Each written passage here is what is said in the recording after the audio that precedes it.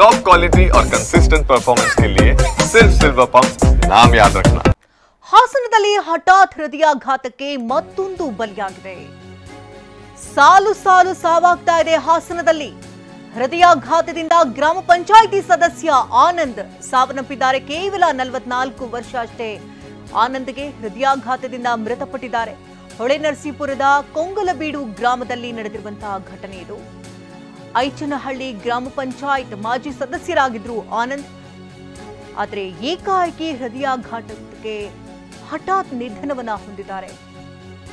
ಗ್ರಾಮ ಪಂಚಾಯಿತಿ ಮಾಜಿ ಸದಸ್ಯ, ಕೇವಲ 44 ವರ್ಷ ವಯಸ್ಸಾಗಿದ್ದಷ್ಟೇ ಆನಂದ್ಗೆ. ಇನ್ನು ದೃಶ್ಯಗಳಲ್ಲಿ ನೋಡ್ತಾ ಇದ್ದೀರಿ, ಇವರೇ ಮೃತ ಆನಂದ್.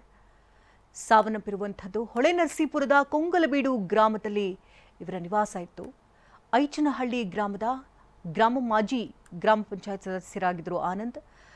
ಏಕಾಏಕಿ ಸಾವನ್ನಪ್ಪಿದ್ದಾರೆ. ರಾತ್ರಿ ಮನೆಯಲ್ಲಿ ಮಲಗಿದ ವೇಳೆ ಎದೆನೋವು ಕಾಣಿಸಿಕೊಳ್ಳುತ್ತೆ.